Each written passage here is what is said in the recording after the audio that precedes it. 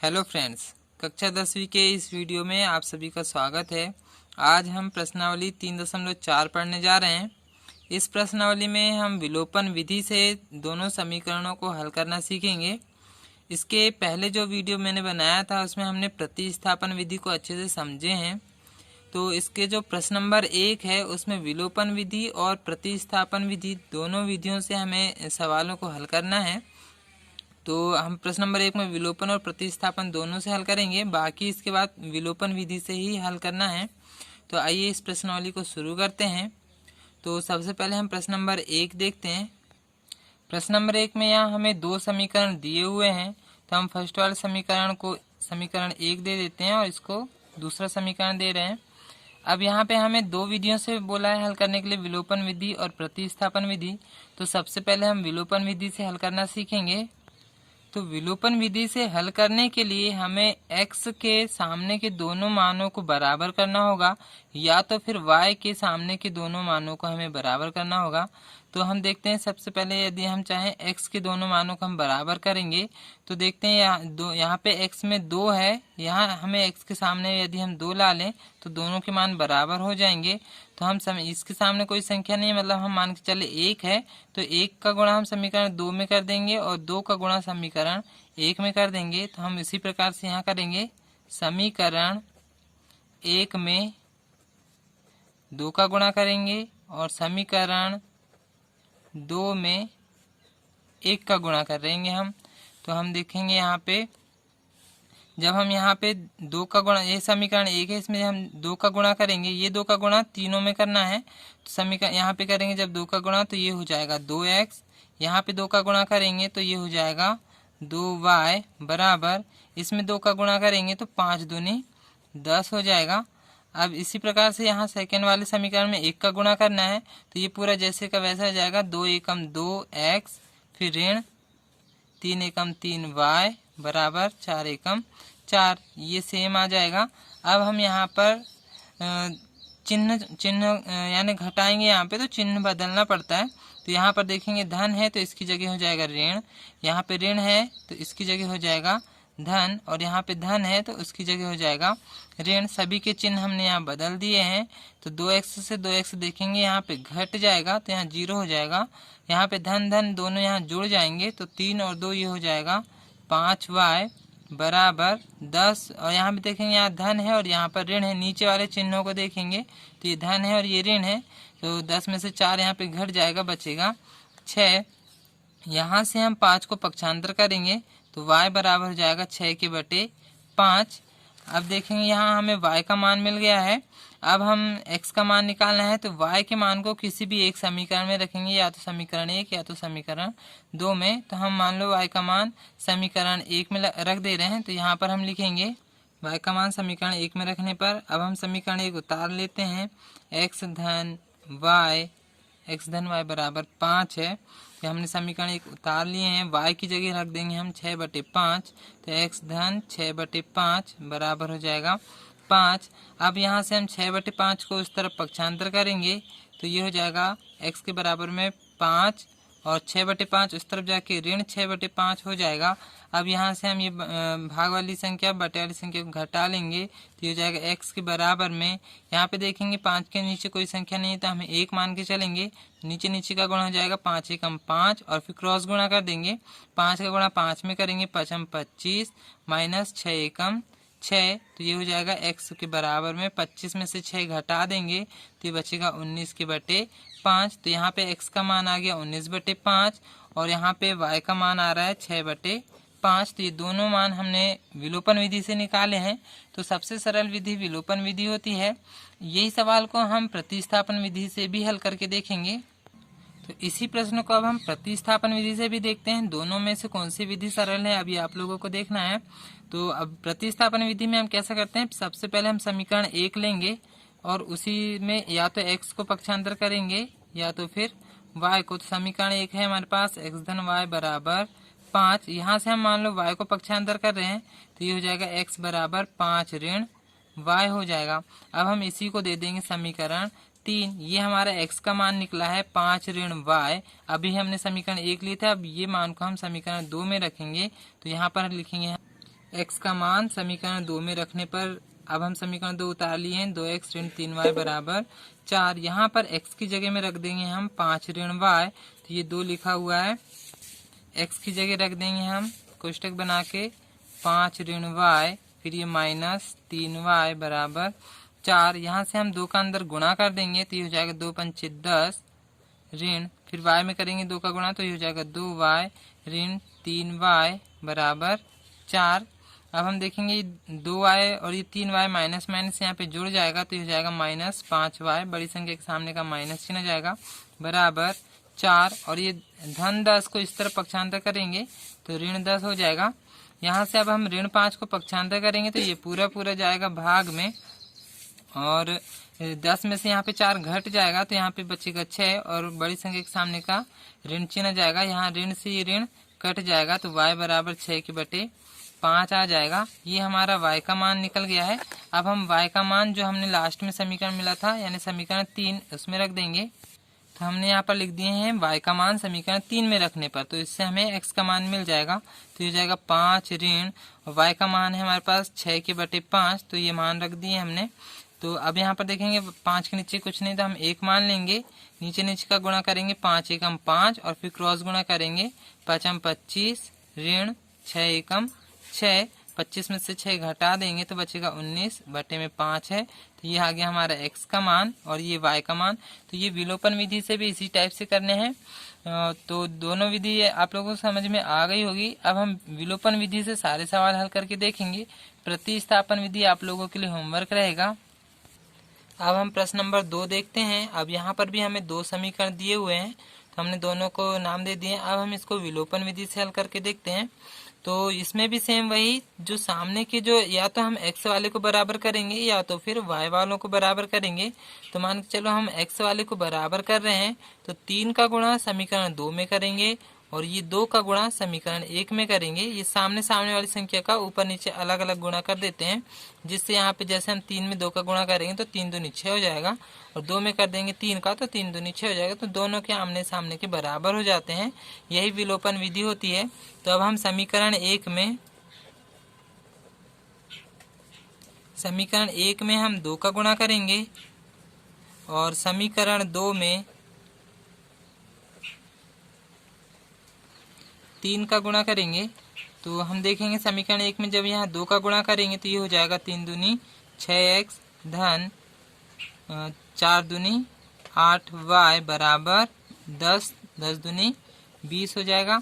Same उस type से अब समीकरण 2 में हम 3 का गुणा करेंगे तो यहाँ पर देखेंगे ये हो जाएगा 3 दूनी 6x, फिर यहाँ पर फिर 3 का गुणा करेंगे तो ये हो जाएगा ऋण 3 दूनी 6y बराबर, फिर यहाँ पे यानी 3 का गुणा करेंगे तो ये हो जाएगा 3 दूनी 6। अब हम यहाँ पे इन दोनों को घटाना है तो ये तो प्लस घटेगा नहीं, तो हम चिन्ह बदल देंगे। धन की जगह हो जाएगा ऋण, यहाँ ऋण की जगह हो जाएगा धन और धन की जगह हो जाएगा ऋण। तो यहाँ पे 6x से 6x घट जाएगा, 0 आ जाएगा। 8 में से यहाँ 6, यहाँ देखेंगे ये धन है, धन धन जुड़ जाएंगे तो 8 और 6 14y हो जाएगा बराबर, यहाँ 20 है और 6 है, 20 में से यहाँ 6 को घटा देंगे तो यहाँ बचेगा 14। अब हम यहाँ से 14 को पक्षांतर कर देंगे तो ये 14 के भाग में चला जाएगा बटे में, 14 में से 14 घट जाएगा तो यहाँ बचेगा 1। तो इसका मतलब y का मान आ गया हमारा 1। अब y का मान अब हम कोई भी एक समीकरण में रख देंगे, या तो समीकरण 1 या तो समीकरण 2 में। तो मान के चलो हम y का मान समीकरण 1 में रख रहे हैं तो यहाँ हम लिखेंगे y का मान समीकरण 1 में रखने पर, अब हमने समीकरण 1 उतार लिए हैं तो यहाँ पर y की जगह में रखेंगे हम 1, तो ये हो जाएगा 3x धन 4 और y की जगह रख देंगे कोष्टक बना के 1 बराबर 10, तो ये हो जाएगा 3x धन 4 एकम 4 बराबर 10। अब हम धन 4 का उस तरफ पक्षांतर करेंगे तो ये हो जाएगा 10 ऋण 4 हो जाएगा, धन 4 इधर जाके ऋण 4। अब यहाँ से हम 3 का पक्षांतर करेंगे तो यहाँ पे सिर्फ बचेगा x बराबर 10 में, यहाँ पे पहले 3 को पक्षांतर कर देते हैं, ये जाएगा भाग में, 10 में से 4 घटा देंगे तो यहाँ बचेगा 6। 3 से यहाँ पर 6 देखेंगे कट जाएगा 2 बार में, इसका मतलब x बराबर आ रहा है 2। तो x का भी मान निकल गया हमारा और y का भी मान आ गया है। तो ये हो गई हमारी विलोपन विधि। प्रतिस्थापन विधि आप लोगों के लिए होमवर्क रहेगा। अब हम नेक्स्ट क्वेश्चन देखते हैं। अब देखेंगे जो तीसरा वाला क्वेश्चन है उसमें बराबर के उस तरफ में 4 रहना चाहिए था, मगर ये इस तरफ में 0 है। उसी टाइप से यहाँ पर देखेंगे 2y भी इस तरफ होना चाहिए, तो अभी ये सही से सही रूप में नहीं है, तो अभी हम इनको पक्षांतर करके सही समीकरण बनाएंगे। उसके बाद हम इसको विलोपन विधि से हल करेंगे। तो हम सबसे पहले पहला वाला समीकरण देखते हैं। ये है 3x ऋण 5y ऋण 4 बराबर 0। तो हम यहाँ से हम सबसे पहले ऋण 4 का पक्षांतर कर देते हैं, तो ये हो जाएगा 3x ऋण 5y बराबर ऋण 4 उस तरफ जाके धन 4 हो जाएगा। ये हो गया हमारा समीकरण 1। उसी टाइप से हम इसमें भी पक्षांतर कर देंगे। तो यहाँ पर दिया हुआ है 9x बराबर 2y धन 7। तो अब हम यहाँ से 2y को इस तरफ ले आएंगे, तो ये हो जाएगा 9x ऋण 2y बराबर में इस तरफ में 7 वहीं रह जाएगा। तो ये हो गया हमारा समीकरण 2। हमने समीकरण को सही से जमा लिए हैं। अब हम इसको विलोपन विधि से हल करेंगे। विलोपन विधि से हल करने के लिए ये समीकरण 2 में है 9 और इसके सामने है 3, तो ये 3 और ये 9 इन दोनों को हमको बराबर करना है। तो यदि हम देखेंगे कि समीकरण 1 में हम 3 का गुणा कर दें तो 3 तिया 9 हो जाएगा, और इसके सामने तो 9 है ही पहले से, तो हम सिर्फ समीकरण 1 में 3 का गुणा कर दे रहे हैं। तो यहाँ पर हम लिखेंगे समीकरण 1 में हम गुणा कर रहे हैं 3 का, और समीकरण 2 में तो किसी का गुणा करने की जरूरत नहीं है, तो हम इसमें गुणा कर देते हैं 1 का, ताकि वो 9 एकम 9 ही रहे। तो इस टाइप से हमें सामने की संख्याओं को बराबर करना है, ये x वाली या तो फिर y वाली संख्याओं को हमें बराबर करना हैगा। तो हम x वाला कर रहे हैं। तो समीकरण 1 में जैसे हम यहाँ पर 3 का गुणा करेंगे तो ये हो जाएगा 3 तिया 9x, फिर ऋण, अब यहाँ पे फिर 3 का गुणा करेंगे तो ये हो जाएगा 5 तिया 15y। अब हम यहाँ पे 4 में 3 का गुणा करेंगे तो ये हो जाएगा 4 तिया 12। इसी टाइप से अब हम इसमें 1 का गुणा करेंगे समीकरण 2 में, तो 1 का गुणा करेंगे तो ये समीकरण वैसे ही आ जाएगा 9x ऋण 2y बराबर 7। अब हम यहाँ पे चिन्हों को बदलेंगे और फिर इसको घटाएंगे। यहाँ पर देखेंगे धन है तो ये ऋण हो जाएगा, ऋण की जगह धन और धन की जगह ऋण हो जाएगा। यहाँ पर 9x में से 9x घट जाएगा, 0 आ जाएगा। यहाँ पे ऋण है और ये धन है, तो धन ऋण यहाँ पे घट जाएगा। 12 में से 2 घटा देंगे तो यहाँ पे बचेगा 13y, और यहाँ पे बड़ी संख्या के सामने का माइनस चिन्ह आ जाएगा बराबर, ये धन है और ये ऋण है, धन ऋण ये भी घट जाएगा। तो 12 में से 7 घटा देंगे तो यहाँ पर बचेगा 5। अब यहाँ से हम 13 को पक्षांतर करेंगे तो ये हो जाएगा y बराबर 5 के बटे माइनस 13। तो ये माइनस 13 नीचे है तो इसको हम बीच में भी मान सकते हैं, तो ये y का मान आ गया। इसी टाइप से अब हम y के मान को समीकरण 1 या 2 किसी में भी रख सकते हैं। तो मान लो हम समीकरण 1 में रख रहे हैं, तो हमने लिख दिया y का मान समीकरण 1 में रखने पर हमने समीकरण 1 उतार लिए हैं। अब हम यहाँ पे y की जगह में रख देंगे 5 बटे ऋण 13, या ऋण बीच में भी लगा सकते हो आप। तो यहाँ जैसे हम लिखेंगे 3x माइनस 5 और y की जगह माइनस 5 के बटे 13 और फिर माइनस 4 है बराबर में 0। तो 3x वैसे ही रहेगा। यहाँ पर देखेंगे 5 से तो ये 13 कट नहीं रहा है, तो हम सीधे 5 का अंदर गुणा कर देंगे, तो ये ऋण ऋण का यहाँ हो जाएगा धन, और 5 का गुणा 5 में करेंगे तो 5 हम 25 और पूरे के बटे 13 और माइनस 4 हो जाएगा बराबर में 0। तो यहाँ से हम 25 बटे 13 और ये ऋण 4 का हम पक्षांतर कर देते हैं, तो ये हो जाएगा 3x के बराबर में ऋण 4 उस तरफ जाके धन 4 हो जाएगा, और धन 25 बटे 13 उस तरफ जाके ऋण 25 बटे 13 हो जाएगा। यहाँ से हम देखेंगे 4 के बटे कोई संख्या नहीं है तो हम मान सकते हैं 1, तो 3x के बराबर में हो जाएगा। नीचे नीचे का गुणा कर देंगे, 13 एकम 13 और 13 का गुणा 4 में करेंगे तो ये हो जाएगा 13 चौके 52 माइनस 25 एकम 25 हो जाएगा। अब हम 52 में से 25 को घटा देते हैं तो वहाँ बचेगा 27, 27 के बटे है 13। अब हम यहाँ से 3 को पक्षांतर कर देते हैं तो ये हो जाएगा x के बराबर में 27 के बटे 13, और ये 3 पूरा नीचे जाएगा। देखेंगे हम यहाँ 3 से 27 कट जाएगा, 3 नम 27 9 बार में, इसका मतलब x का मान आ रहा है 9 बटे 13। तो हमारा x का भी मान आ गया, और y का मान तो ऋण 5 बटे 13 है ही। तो दोनों मान हमारे विलोपन विधि से निकल चुके हैं। इसी का हम प्रतिस्थापन विधि से भी हल कर सकते हैं। तो प्रतिस्थापन विधि आप लोगों के लिए होमवर्क रहेगी। अब हम नेक्स्ट क्वेश्चन देखते हैं। अब जो नेक्स्ट क्वेश्चन है उसमें हम देखेंगे ये जो समीकरण दिया हुआ है ये बटे के रूप में है। तो बटे के रूप में है तो हम पहले इसको सरल कर लेते हैं और फिर उसके बाद समीकरण निकालेंगे। तो यहाँ देखेंगे इसके बट्टे में 2 है, इसके बट्टे में 3 है, तो 3 और 2 का एलसीएम होता है 6। तो हम पहले इसमें 6 का गुणा कर देंगे। तो पहले हम इसको उतार लेते हैं।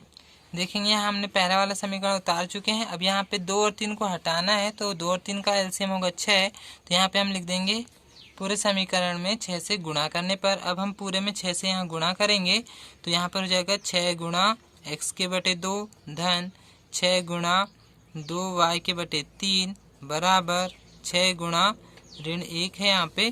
तो अब देखेंगे हम 2 से यहाँ पर 6 कट जाएगा 3 बार में, 3 से यहाँ पर 6 कट जाएगा 2 बार में और यहाँ पर गुणा हो जाएगा। तो 3 और x का गुणा हो जाएगा तो ये हो जाएगा 3x धन 2 और 2y का गुणा हो जाएगा तो ये हो जाएगा 2 दूनी 4y बराबर 6 और 1 का गुणा हो जाएगा तो ये हो जाएगा 6 एकम 6 और ऋण चिन्ह भी आएगा। ये हो गया मान लो हमारा समीकरण 1। इसी टाइप से हम सेकेंड वाला समीकरण उतारेंगे। उसमें हम देखेंगे बटे में 3 है तो हम इसमें पूरे में 3 का गुणा कर देंगे जिससे नीचे का 3 हट जाएगा। तो हमने समीकरण उतार लिए हैं। अब हम यहाँ पर लिखेंगे पूरे समीकरण में हम 3 का यहाँ पर गुणा कर दे रहे हैं तो ये हो जाएगा 3 गुणा x ऋण 3 गुणा y के बटे 3 बराबर 3 गुणा 3। देखेंगे यहाँ 3 से ये 3 कट जाएगा तो ये हो जाएगा यहाँ पर 3 और x का गुणा कर देंगे 3x हो जाएगा ऋण यहाँ पे y बराबर 3 तिया 9। तो ये हो गया हमारा समीकरण 2। अब हम इसको विलोपन या प्रतिस्थापन कोई भी विधि से हल कर सकते हैं। तो हम इसको विलोपन विधि से हल करेंगे। विलोपन विधि से हल करने के लिए या तो हमें x वाले मान को बराबर करना है या तो फिर y वाले मान को। तो हम यहाँ पर देखेंगे x के सामने यहाँ पर तो 3 है, यहाँ पर भी x के सामने 3 है, मतलब दोनों के मान तो पहले से ही बराबर हैं। तो अब हम दोनों समीकरण को एक के नीचे एक उतार लेते हैं। तो हमने यहाँ पे दोनों समीकरण को उतार लिए। देखेंगे x के सामने के दोनों मान बराबर हैं तो बस हमको यहाँ पर चिन्ह बदलना है। यहाँ पर धन की जगह ऋण हो जाएगा, यहाँ ऋण की जगह धन हो जाएगा और यहाँ पर तो धन है उसकी जगह ऋण हो जाएगा। देखेंगे 3x में से 3x यहाँ पर घट जाएगा, यहाँ पे धन धन ये दोनों जुड़ जाएंगे तो 4 और ये 1 मिलके हो जाएगा 5y और यहाँ पे ऋण ऋण ये दोनों तो जुड़ जाएंगे तो 9 और 6 यहाँ पर हो जाएगा 15। लेकिन यहाँ बड़ी संख्या के सामने का यहाँ पर माइनस चिन्ह आएगा तो यहाँ से हम 5 को पक्षांतर करेंगे तो ये ऋण 15 के बटे में जाएगा। 5 से यहाँ पे 15 कट जाएगा 3 बार में, इसका मतलब y का मान आ रहा है ऋण 3। यहाँ पे हमारा y का मान निकल चुका है। अब हम इसको कोई भी एक समीकरण में रख देंगे। तो मान चलो हम y का मान समीकरण 1 में रख रहे हैं। तो यहाँ हमने समीकरण उतार लिए हैं। अब हम यहाँ पे मान रखेंगे तो जाएगा 3x धन 4, y की जगह हम यहाँ पर रख देंगे ऋण 3 बराबर ऋण 6 तो ये हो जाएगा 3x। अब यहाँ पर देखेंगे 4 और 3 का गुणा करेंगे तो धन ऋण का ऋण हो जाएगा 4 तिया 12 बराबर ऋण 6। यहाँ से हम ऋण 12 का पक्षांतर कर देंगे तो ये हो जाएगा ऋण 6 और ऋण 12 उस तरफ जाके धन 12 हो जाएगा। यहाँ से अब हम 3 का पक्षांतर करेंगे तो ये पूरा पूरा जाएगा भाग में और 12 में से 6 यहाँ पे धन ऋण घट जाएगा तो यहाँ पे हो जाएगा 6। अब यहाँ पर देखेंगे 3 से यहाँ पर 6 कट जाएगा 2 बार में तो x बराबर आ गया यहाँ पर 2, x का मान 2 आ गया और y का मान ऋण 3। यहाँ पे आंसर आ गया। प्रश्न नंबर 1 यहाँ पे हो चुका है। अब हम प्रश्न नंबर 2 करते हैं। तो प्रश्न नंबर 2 में हमें सिर्फ विलोपन विधि से हल करना है। तो यहाँ से आप सिर्फ विलोपन विधि हल करेंगे। अब यहाँ से हम मान के चलेंगे आगे के प्रश्न सारे। तो अब हम यहाँ अंश में 1 जोड़ दें और हर में से 1 घटा दें। तो यहाँ पे सबसे पहले हम अंश और हर को मान लेंगे और फिर उसमें जैसा जैसा प्रश्न बोला है उस टाइप से करेंगे। तो आइए प्रश्न नंबर 1 करते हैं। तो सबसे पहले यहाँ पर हमें एक भिन्न मान लेते हैं अंश बटे हर। तो हम यहाँ पे अंश को मान लेते हैं x और हर को मान लेते हैं y। इसी के रूप में हमें लास्ट में आंसर लाना है। तो अब यहाँ पे प्रश्न में बोला है हमको अंश में 1 जोड़ना है और हर में से 1 घटाना है। तो हमें भिन्न जो होगी 1 में बदल जाएगी, बराबर में हमें 1 मिलेगा। तो इसी टाइप से हम करेंगे। यहाँ हमें बोला है अंश में हमको 1 जोड़ना है तो ऊपर है अंश यानी कि x, तो हमें x में 1 जोड़ना है और हर में से 1 घटाना है, मतलब y में से 1 घटाना है। तो भिन्न जो है 1 के रूप में बदल जाएगी, मतलब आंसर में आ जाएगा 1। तो अब हम पहले इसको हल कर लेंगे, इससे हमें समीकरण 1 मिलेगा। तो यहाँ पे जो y ऋण 1 है इसका हम इस तरफ पक्षांतर करेंगे तो ये हो जाएगा x धन 1 बराबर ये 1 और ये y ऋण 1 इस तरफ में जाएगा तो ये हो जाएगा x धन 1 बराबर 1 का गुणा यहाँ पर करेंगे तो y ऋण 1 ही होगा। यहाँ से हम अब y को इस तरफ ले आते हैं और धन 1 को उस तरफ पक्षांतर कर देंगे, तो ये हो जाएगा x धन y, इस तरफ आके ऋण y हो जाएगा, बराबर इस तरफ में ऋण 1 है और ये धन 1 इस तरफ जाकर ऋण 1 हो जाएगा। तो x ऋण y बराबर ऋण 1 और ऋण 1 यहाँ पर जुड़ जाएगा तो ऋण 2 हो जाएगा। ये हो गया हमारा समीकरण 1। अब हम नेक्स्ट आगे का क्वेश्चन पढ़ेंगे। अब आगे हमें यहाँ पर दिया है यदि हर में 1 जोड़ दें, हर में बस 1 जोड़ना है, अंश का तो कुछ दिया नहीं है तो अंश में कुछ नहीं करना है, तो 1/2 हो जाएगा। तो हम यहाँ पर पुनः करेंगे, अंश में हमें कुछ नहीं करना है तो अंश x वैसे ही रहेगा, हर में यहाँ पर हमें 1 जोड़ना है तो y धन 1 हो जाएगा, बराबर में भिन्न हमें 1/2 मिलेगी तो बराबर में 1/2 रखेंगे। अब यहाँ पे हम 2 का गुणा यहाँ x में करेंगे और y धन 1 का गुणा यहाँ करेंगे, तो ये हो जाएगा x गुणा 2 बराबर 1 गुणा y धन 1। अब यहाँ से हम 2 का गुणा x में करेंगे तो ये हो जाएगा 2x बराबर 1 का गुणा यहाँ दोनों में करेंगे तो y धन 1 ही होगा। अब हम देखेंगे यहाँ ये y को हम इस तरफ पक्षांतर करके ले आएंगे तो 2x धन y इधर आके ऋण y हो जाएगा बराबर 1। ये हो गया हमारा समीकरण 2। अब हमें यहाँ पे दोनों समीकरण मिल गए हैं। अब हम दोनों में से किसी भी एक की संख्या बराबर करेंगे। तो अब हम यहाँ पर देख लेते हैं, यहाँ x के सामने यहाँ पे 1 है और यहाँ x के सामने 2 है तो ये तो बराबर नहीं है। लेकिन यहाँ पर देखेंगे y के सामने कोई संख्या नहीं है, यहाँ पर भी y के सामने कोई संख्या नहीं है तो ये तो पहले से ही बराबर है। तो हम इस बार y वाले को काट कर देखेंगे, तो अब हम इसको विलोपन विधि से हल करेंगे। तो विलोपन विधि से हल करने के लिए देखेंगे मैंने यहाँ दोनों समीकरण उतार लिया है। तो यहाँ पर तो x के दोनों मान समान नहीं है लेकिन y के दोनों मान समान है, तो हम यहाँ चिन्ह बदलेंगे और फिर दोनों को घटाएंगे। तो यहाँ धन की जगह हो जाएगा ऋण, यहाँ पर ऋण की जगह हो जाएगा धन और यहाँ धन की जगह हो जाएगा ऋण। तो देखेंगे यहाँ पे 2x ये धन में है और ये ऋण में, ये दोनों घट जाएंगे तो 2x में से 1x घटा देंगे तो यहाँ पे सिर्फ 1x ही बचेगा और बड़ी संख्या के सामने का ऋण चिन्ह आएगा। यहाँ पर देखेंगे ऋण और धन ये घट जाएगा, मतलब y में से y घट जाएगा बराबर यहाँ ऋण ऋण ये दोनों जुड़ जाएंगे तो 2 और 1 यहाँ पर 3 हो जाएगा। बड़ी संख्या के सामने का ऋण चिन्ह आ जाएगा, ये ऋण से इस तरफ का ऋण कट जाएगा, इसका मतलब x बराबर आ गया यहाँ पर 3। तो हमें पहले x का मान मिल गया है। अब हम x का मान कोई भी एक समीकरण में रख देंगे। तो हमने यहाँ लिख लिए हैं x का मान समीकरण 1 में रखने पर हमने यहाँ समीकरण 1 उतार लिए हैं। अब हम x की जगह यहाँ पर 3 रख दे रहे हैं, फिर ऋण y वैसे ही रहेगा बराबर ऋण 2। अब यहाँ से हम धन 3 को इस तरफ पक्षांतर कर देते हैं तो ऋण y वैसे ही रहेगा ऋण 2 और धन 3 इस तरफ जाकर ऋण 3 हो जाएगा। अब हम देखेंगे यहाँ पे ऋण y, यहाँ पे 2 और 3 ऋण ऋण यहाँ पर जुड़ जाएगा तो 3 और 2 यहाँ पर हो जाएगा ऋण 5, बड़ी संख्या के सामने का ऋण आ जाएगा। यहाँ ऋण से यहाँ ऋण कट जाएगा, इसका मतलब y का मान आ रहा है यहाँ पर 5 और x का मान हमने अभी निकाले 3। तो दोनों के आंसर यहाँ पर आ चुके हैं। अब हम नेक्स्ट क्वेश्चन देखते हैं।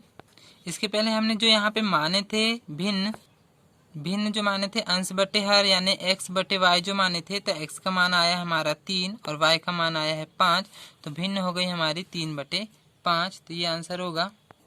नेक्स्ट क्वेश्चन देखते हैं। यहाँ पे 5 वर्ष पूर्व बोल रहा है, मतलब पहले की आयु है इसलिए इसे घटाना पड़ेगा। नूरी की आयु सोनू की आयु की 3 गुना है। अब यहाँ पे 2 व्यक्ति आ गए, एक नूरी है और एक सोनू है, तो हम पहले दोनों की आयु को मान लेंगे और उसके बाद सवाल हल करेंगे। आइए देखते हैं। तो यहाँ पर नूरी की आयु को हम x मान लेते हैं और सोनू की आयु को y मान लेते हैं और फिर इसके आगे क्वेश्चन पढ़ेंगे। तो हमें बोल रहा है 5 वर्ष पूर्व यानी पहले की आयु निकालना है। नूरी की आयु सोनू की आयु की 3 गुना थी, तो यहाँ से हमें समीकरण 1 मिलेगा। तो प्रश्न के अनुसार जैसा वहाँ पर बोला है उसी टाइप से हम लिख लेंगे। 5 वर्ष पूर्व नूरी की आयु सोनू की आयु की 3 गुना थी, तो हमने उसी टाइप से यहाँ पर जमा लिए हैं। नूरी की आयु बराबर सोनू की आयु का 3 गुना कर दिए। अब नूरी की आयु हमने माने हैं x, तो 5 वर्ष पहले क्या हो जाएगी यहाँ पर x ऋण 5, पहले की आयु मतलब घटाना है हमें, बराबर और सोनू की आयु अभी हमने माने हैं y, तो 5 वर्ष पहले हो जाएगी y ऋण 5 और यहाँ पर गुणा 3 हो जाएगा। जैसे पहले की आयु बोलेगा तो घटाना है और बाद की आयु बोलेगा तो यहाँ पर जोड़ना है, तो हो जाएगा x ऋण 5 बराबर यहाँ पर 3 का y में गुणा कर देंगे तो हो जाएगा 3y ऋण 5 और 3 का गुणा कर देंगे तो 5 तिया 15 हो जाएगा। यहाँ से हम 3y को इस तरफ ले आएंगे और यहाँ से ऋण 5 को इस तरफ ले आएंगे तो ये हो जाएगा x और धन 3y इस तरफ आकर ऋण 3y हो जाएगा बराबर ऋण 15 यहाँ पर पहले से है और ऋण 5 इस तरफ जाके धन 5 हो जाएगा। तो यहाँ से देखेंगे हम x ऋण 3y बराबर यहाँ ऋण 15 और धन 5 धन ऋण यहाँ घट जाएगा तो यहाँ पर हो जाएगा ऋण 10, बड़ी संख्या के सामने का ऋण चिन्ह आ जाएगा। ये हो गया हमारा समीकरण 1। अब हम नेक्स्ट लाइन पढ़ेंगे इसके आगे की। अब यहाँ पर बोल रहे हैं हमें 10 वर्ष पश्चात, पश्चात मतलब बाद की आयु है तो इसमें प्लस करना है, जोड़ना है। नूरी की आयु सोनू की आयु की 2 गुना हो जाएगी तो इसी को हम इसमें जमा लेंगे। अब हम यहाँ पे पुनः 10 वर्ष पश्चात कर रहे हैं। अब जैसा प्रश्न में लिखा उस टाइप से जमा लेते हैं। तो यहाँ पर नूरी की जो आयु है सोनू की आयु की 2 गुना है तो इस टाइप से आप जमा लेंगे। तो यहाँ पे नूरी की आयु को हमने माने हैं x और यहाँ पे 10 वर्ष बाद बोल रहा है तो इसको x धन 10 करना पड़ेगा बराबर सोनू की आयु को हमने माने y और 10 वर्ष के बाद है इसलिए y धन 10 हो जाएगा और फिर यहाँ पर गुणा 2 कर देंगे। अब यहाँ पे x धन 10 हो जाएगा बराबर 2 का गुणा y में करेंगे तो 2y धन 10 का गुणा 2 में करेंगे तो 10 दूनी 20 हो जाएगा। 2y को इस तरफ ले आएंगे और 10 को उस तरफ पक्षांतर कर देंगे तो 2y इस तरफ आके ऋण 2y हो जाएगा बराबर धन 10 उस तरफ जाके ऋण 10 हो जाएगा और यहाँ पर तो 20 पहले से ही है। तो अब हम देखेंगे यहाँ 20 में से 10 घट जाएगा तो x ऋण 2y बराबर यहाँ पर हो जाएगा 10। ये हो गया हमारा समीकरण 2। अब हम समीकरण 1 और समीकरण 2 को विलोपन विधि से हल कर लेंगे। तो हम विलोपन विधि से हल कर रहे हैं। यहाँ मैंने दोनों समीकरण उतार लिया है। यहाँ पर x के दोनों मान बराबर करेंगे या तो फिर y के दोनों मान। तो हम देखेंगे यहाँ पे x के तो पहले से ही मान बराबर हैं, बस अब हमें घटाना है तो यहाँ पर चिन्ह बदल देंगे। धन की जगह हो जाएगा ऋण, ऋण की जगह हो जाएगा धन और धन की जगह हो जाएगा ऋण। तो x से x यहाँ पर घट जाएगा, ये ऋण और धन यहाँ ये दोनों घट जाएंगे तो 3 में से 2 घटा देंगे तो सिर्फ 1y बचेगा और बड़ी संख्या के सामने ऋण आ जाएगा बराबर ये ऋण ऋण ये दोनों जुड़ जाएंगे तो 10 और 10 यहाँ पर 20 हो जाएगा। लेकिन बड़ी संख्या के सामने यानी दोनों में ऋण चिन्ह है तो यहाँ पर भी ऋण चिन्ह आ जाएगा तो ऋण से यहाँ पर ऋण कट जाएगा तो y बराबर हो जाएगा 20। तो हमारा y का मान निकल चुका है। अब हम y का मान कोई भी एक समीकरण में रख देंगे। तो हम यहाँ पर समीकरण 1 में रख रहे हैं y का मान, तो हमने समीकरण 1 उतार लिए हैं। y का मान यहाँ पर हम रख देंगे 20 तो ये हो जाएगा x ऋण 3 y की जगह 20 बराबर ऋण 10। तो x ऋण 3 और 20 का गुणा कर देंगे तो 20 या 60 बराबर ऋण 10। अब हम ऋण 60 का उस तरफ पक्षांतर कर देंगे तो ऋण 10 और ऋण 60 उस तरफ जाके धन 60 हो जाएगा। तो x बराबर 60 में से यहाँ पर 10 धन ऋण घट जाएंगे तो यहाँ पर बचेगा 50, मतलब x का मान आ रहा है 50। तो अब यहाँ पे देखेंगे दोनों मान आ चुके हैं। अब हमने जो शुरू में माने थे उसको हम फिर से लिख लेंगे। तो हमने यहाँ पे नूरी की आयु को x माने थे जिसका मान आया है 50 वर्ष और सोनू की आयु को y माने थे जिसका मान आया है 20 वर्ष। तो यहाँ पे ये क्वेश्चन समाप्त हो चुका है। अब हम नेक्स्ट क्वेश्चन देखते हैं। अब यहाँ पे हम नेक्स्ट क्वेश्चन देखेंगे। 2 अंकों की संख्या के अंकों का योग 9 है। अब हमें यहाँ पे एक चीज समझना है कि जब 2 अंकों की संख्या होगी और उसे हमें संख्या बनाना होगा तो तब हम इसको किस टाइप से मानेंगे। तो हम इसको एक बार रफ में समझ के देखेंगे। जैसे मान के चले कोई 2 अंकों की संख्या है 12, तो अब हम इसको यदि इकाई और दहाई के रूप में तोड़ें तो अब हम इसको 1 धन 2 इस टाइप से लिख सकते हैं। यह इकाई का अंक हो गया 2 और दहाई का अंक 1, मगर 2 और 1 तो 3 ही हो रहा है। तो जो दहाई का अंक होता है उसको 10 के साथ गुणा करके लिखते हैं तो 10 एकम 10 धन 2 ये हो जाएगा 12। तब इस टाइप से बनाते हैं। तो जो दहाई का अंक होता है उसको 10 के साथ गुणा करते हैं।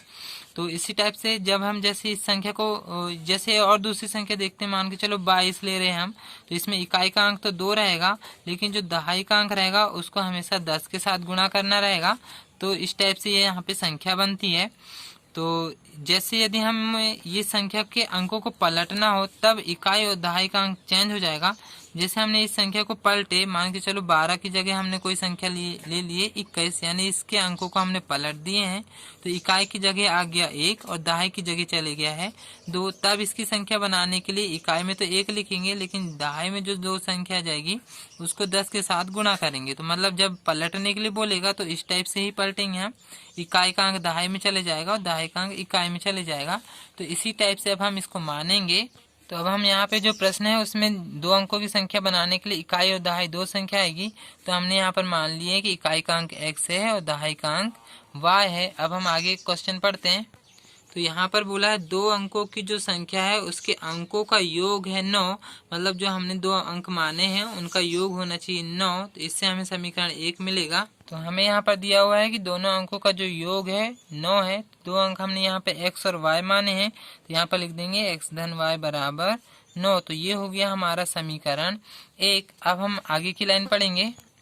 यहाँ पर दिया हुआ है इस संख्या का 9 गुना संख्या के अंकों को पलटने से बनी संख्या का 2 गुना है। तो हमें पहले उस संख्या बनाना पड़ेगा, दोनों अंकों जो हमने माने हैं उससे एक संख्या बनाएंगे और फिर उसको पलट के भी संख्या बनाना है और फिर इस टाइप से जमाएंगे।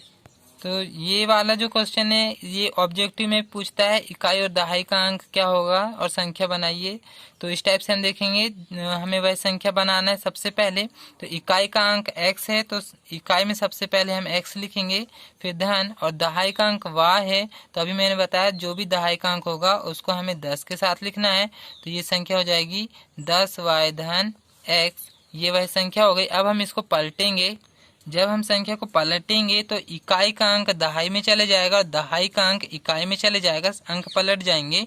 तो अब इस बार इकाई का अंक हो जाएगा y, तो दहाई में चले जाएगा x, और जो संख्या दहाई में होगी उसको हम 10 के साथ लिखेंगे। तो ये हो जाएगा 10x धन y। ये दूसरी संख्या पलटने पर प्राप्त हो गई और ये पहली वाली संख्या है। अब हम इसको प्रश्न के अनुसार जमाएंगे।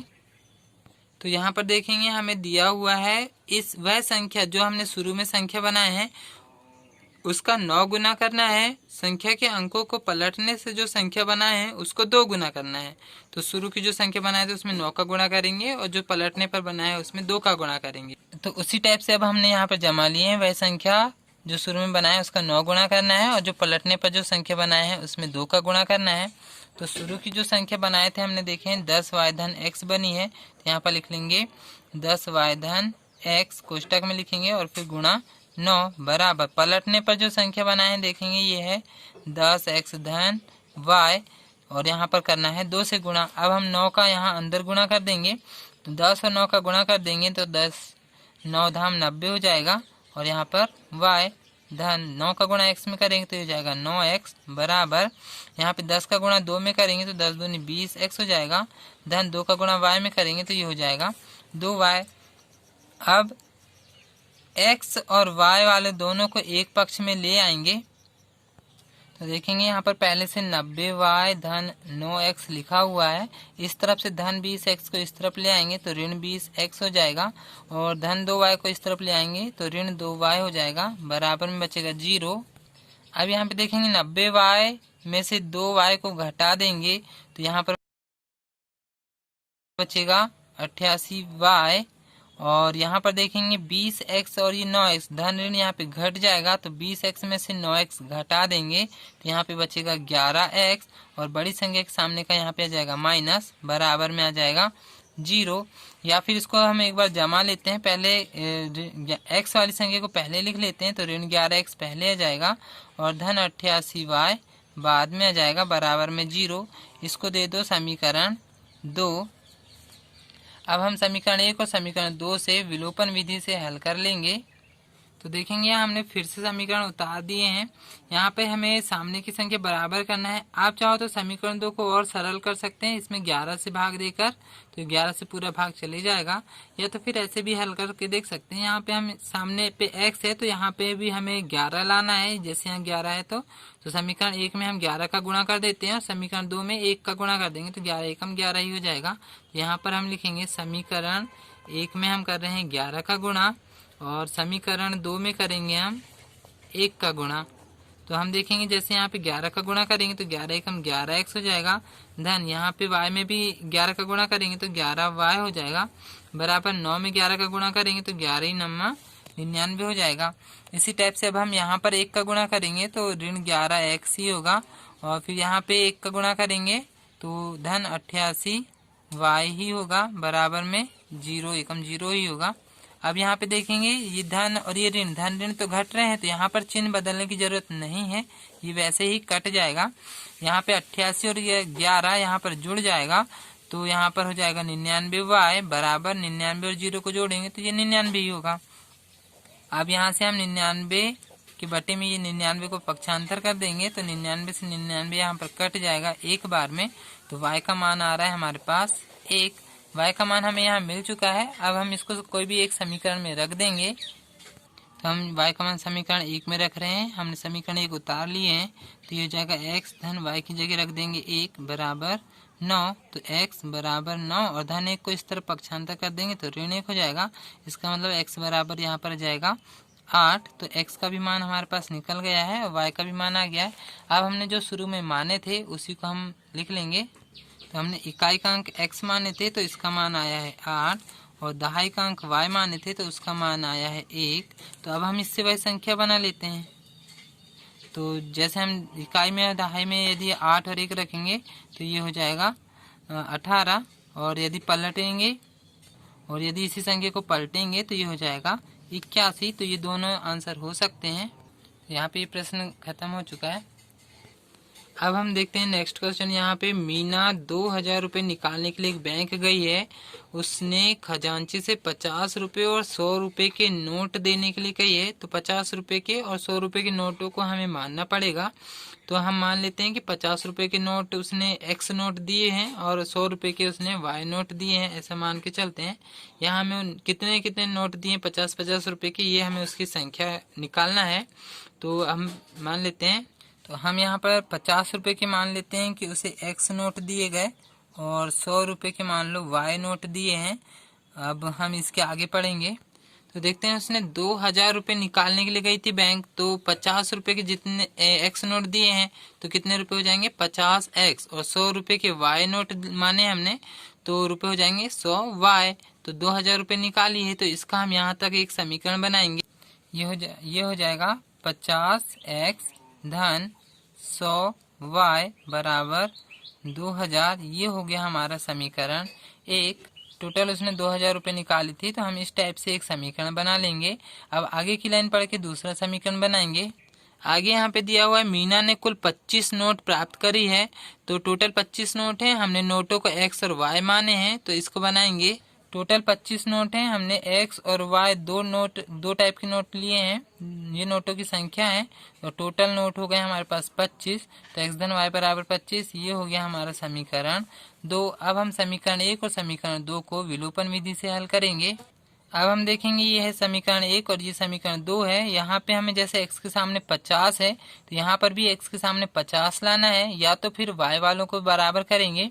तो अब हम देखेंगे कि यहाँ पे तो x के सामने 50 है तो यहाँ पे भी हमें x के सामने 50 लाने के लिए समीकरण 2 में 50 से गुणा कर दे रहे हैं। तो अब हम समीकरण 2 में 50 से गुणा करेंगे और समीकरण 1 में तो है ही 50 तो उसमें 1 से गुणा कर देंगे।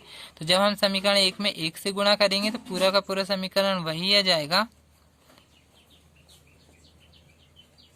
और जो समीकरण 2 है उसमें अब हम 50 का गुणा करते जाएंगे। तो 50 और x का गुणा करेंगे तो ये 50x हो जाएगा और y में करेंगे तो ये हो जाएगा 50y और 25 और 50 का गुणा कर देंगे तो ये हो जाएगा 125 मतलब 1250 हो जाएगा। अब हम इसको विलोपन विधि से हल कर रहे हैं। तो यहाँ पर धन की जगह हो जाएगा ऋण, धन की जगह ऋण और धन की जगह ऋण। चिन्ह हमने चेंज कर दिए हैं। तो 50x में से 50x यहाँ घट जाएगा, 100 में से 50 यहाँ घट जाएगा तो सिर्फ 50y बचेगा और 2000 में से 1250 घटा देंगे तो यहाँ पर 750 बचेगा। अब हम यहाँ से 50 का पक्षांतर करेंगे तो y बराबर 750 की बटे में 50 आ जाएगा। यहाँ 0 से 0 कट जाएगा और 5 से 75 यहाँ पे कट जाएगा 15 बार में, 15 पन्ना 75 होता है। तो y का मान आ रहा है हमारे पास 15। तो हमें y का मान मिल गया है। अब हम इसको समीकरण 1 में रख देंगे। यहाँ पर देखेंगे समीकरण 1 में 50, 100 ये बड़े बड़े नंबर आए हुए हैं और समीकरण 2 छोटा है तो इसलिए हम y का मान समीकरण 2 में रख दे रहे हैं। तो अब हम यहाँ पर लिख दे रहे हैं y का मान समीकरण 2 में रखने पर। तो हमने यहाँ समीकरण 2 उतार लिए हैं। y की जगह हम 15 रख दे रहे हैं तो x धन 15 बराबर 25 हो जाएगा। अब हम धन 15 को उस तरफ पक्षांतर कर दे रहे हैं तो धन 15 उस तरफ जाके ऋण 15 हो जाएगा। तो 25 में से 15 हम घटा देंगे तो यहाँ पर बचेगा 10। तो x का मान आ गया 10। तो अब हमने जो शुरू में माने हैं उसका हम लिख लेते हैं। तो 50 रुपये के नोट को हमने x माने थे तो जिसका मान आया है 10, यानी 10 नोट मिलेंगे हमें 50 के। और 100 रुपये के नोट को हमने माने थे y तो उसका मान आया है 15, मतलब 100 रुपये के हमें 15 नोट मिलेंगे। तो ये आंसर हो गया। अब हम नेक्स्ट क्वेश्चन देखते हैं। अब जो लास्ट क्वेश्चन बचा है, अब उसमें देखेंगे किराए पर पुस्तकें देने वाले किसी पुस्तकालय का प्रथम 3 दिनों का एक नियत किराया है और उसके बाद अतिरिक्त दिन का अलग से किराया लगता है। तो शुरू के 3 दिन तक तो सेम किराया रहेगा, उसके बाद आप जितने भी दिन रखेंगे उसका अलग से किराया लगेगा। तो सरिता जो है 7 दिनों के लिए पुस्तक रख रही है, ये हमें याद रखना है। सरिता ने 7 दिनों के लिए रखी है, तो पहले के 3 दिन तक का तो नियत किराया लगेगा ही, बाकी शेष दिन उसके बचेंगे। 7 में से 3 घटा देंगे तो 4 दिन उसके शेष बचते हैं, तो उसके लिए उसने 27 रुपये अदा करी है। अब जो सूसी है उसने 5 दिनों के लिए पुस्तक रखी, तो अब हम इसमें देखेंगे ये 3 में से ये 5 को घटा देंगे, तो 2 दिन के लिए अतिरिक्त दिन के लिए रखी उसने, तो उसने 21 रुपये अदा करी है। तो हमें नियत किराया और अतिरिक्त दिन का किराया ज्ञात करना है। तो सबसे पहले हम नियत किराया और अतिरिक्त किराया को मान लेते हैं। तो अब हम यहाँ नियत किराया को मान लेते हैं x और अतिरिक्त दिन का किराया को मान लेते हैं y। अब यहाँ पे नियत किराया के दिन है यहाँ पर 3, हम देखेंगे नियत किराया के यहाँ पर है 3 दिन है टोटल नियत किराया के दिन, और सरिता ने 7 दिनों के लिए पुस्तक रखी है।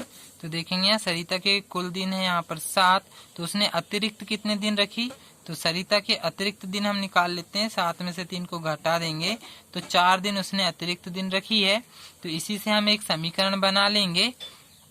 तो जो नियत किराया है वो तो x ही रहेगा, लेकिन जो अतिरिक्त दिन रखी है सरिता ने वो हो जाएगा 4, और अतिरिक्त दिन को हमने y माने इसलिए यहाँ पर y रखेंगे। तो उसने किराया दी है 27 रुपये, तो यहाँ पर हम रख देंगे 27। ये हो गया हमारा समीकरण 1। अब हम इसी टाइप से सेकेंड वाला समीकरण बनाएंगे। अब यहाँ पर देखेंगे हम सूसी के कुल दिन है 5, तो सूसी के यहाँ पर हो गए 5 दिन, तो अतिरिक्त दिन उसमें 5 में से 3 दिन हम अलग कर देंगे क्योंकि 3 दिन यहाँ पर नियत है, तो 5 में से 3 घटा देंगे तो 2 दिन सूसी ने अतिरिक्त रखी है। तो अब हम इसका समीकरण बनाएंगे। तो x तो नियत किराया लग ही रहा है, उसमें ये 2 दिन अतिरिक्त हैं तो 2y रखेंगे बराबर, अब उसने 21 रुपये अदा करी है तो बराबर में 21 रखेंगे। ये हो गया हमारा समीकरण 2। अब हम समीकरण 1 और समीकरण 2 मिल गया है, अब हम इसको विलोपन विधि से हल करेंगे। तो हमने समीकरण 1 और 2 को उतार लिए हैं। यहाँ पर देखेंगे x के सामने दोनों मान पहले से ही बराबर है, तो अब हमें यहाँ पे गुणा करने की जरूरत नहीं है। बस अब हम यहाँ पे चिन्ह बदल देंगे, धन की जगह यहाँ पर ऋण कर देंगे, सभी जगह धन की जगह ऋण हो जाएगा। तो x में से x कट जाएगा, 4 ये धन ऋण घट जाएंगे तो 4 में से 2 घटा देंगे तो यहाँ बचेगा 2y बराबर 27 में से यहाँ 21 घटा देंगे तो यहाँ पर देखेंगे बचेगा 6। अब 2 को यहाँ पे पक्षांतर करेंगे तो ये हो जाएगा 6 के बटे 2, 2 से यहाँ पर 6 भाग चले जाएगा तो यहाँ पर 3 बार भाग जाएगा, तो y का मान आ रहा है हमारे पास 3। अब हम y का मान कोई भी एक समीकरण में रख दे रहे हैं। y का मान अब हम यहाँ समीकरण 1 में रख देते हैं, तो हमने समीकरण 1 यहाँ पे उतार लिए हैं। y की जगह हमें रखना है 3, तो ये हो जाएगा x धन 4 कोष्टक में जाएगा 3 बराबर 27, तो ये हो जाएगा x धन 4 3 12 बराबर 27। तो अब हम देखेंगे धन 12 को इस तरफ पक्षांतर करेंगे तो यहाँ हो जाएगा x बराबर 27 और धन 12 उस तरफ जाके ऋण 12 हो जाएगा, तो 27 में से 12 घटा देंगे तो यहाँ पे बचेगा 15। तो x का भी मान हमारा आ चुका है। अब हमने जो शुरू में माने थे अब हम उसको यहाँ पर लिख लेंगे। हमने नियत किराया को x माने थे तो उसका मान आ गया 15 रुपये, और जो अतिरिक्त दूरी माने थे y उसका मान आया है 3 रुपये। तो यहाँ पे ये क्वेश्चन समाप्त हो चुका है। तो यहाँ पे लगभग मैंने सारे क्वेश्चन हल करा दिया है, तो ये प्रश्नावली लगभग यहाँ पे समाप्त हो चुकी है। तो इस प्रश्नावली को यदि आप लोगों को समझ में आ चुका हो तो मुझे कमेंट करके जरूर बताएं, जो भी परेशानी आ रही हो। तो इस वीडियो को पूरा देखने के लिए आप सभी का धन्यवाद।